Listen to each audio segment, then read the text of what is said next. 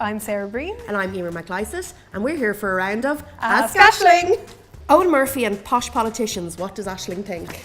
Well, Aisling is a fan of one posh politician, Leo. Yeah. Yeah, he's a fan of her work also. He is. But she's conscious that there are problems in the country and that posh politicians are not. They need to be fixed. Yes, and they need to think outside their little posh politician bubble. I mean, she agrees that they have lovely cut trousers. Yes, and well expensive tailored. shirts. Yes, and fancy lovely beards. skiing jackets. She can appreciate them all, but she also knows that there is work to be done. Who is Aisling's favourite candidate in the presidential election? Well, it goes without saying it's Michael D. Higgins. It's Michael D. Higgins. Little Miggledy. Oh, Miggledy. Oh, I mean, why are the other codders even bothered? Now, Aisling is a fan of Dragon's Den and all reality TV. Celebrities. But she's not about to vote any of them into the No, Oris. why would you? You'd be mad. Yeah, she's actually pretty annoyed that they're all going up against Miggledy. The Ryanair strikes.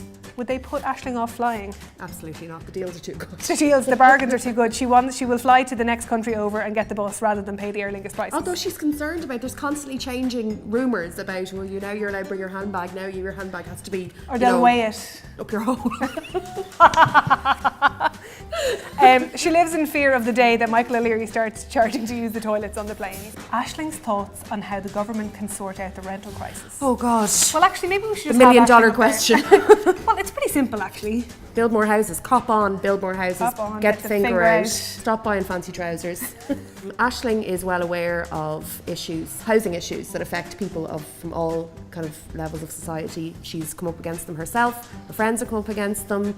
She's fairly privileged, I think, when it comes to housing issues. Like, she has a family home she can return to if things get bad. That's definitely not the case for a lot of people. Yeah, she always knows she has that safety net, but no, not everyone else does. But like everyone else in the country, she's extremely frustrated. And she will be thinking about that at the next general election. She certainly will. I mean, her vote is between herself and the polling booth. Oh God, no, she won't tell anyone. But she'll be thinking about it. Mind.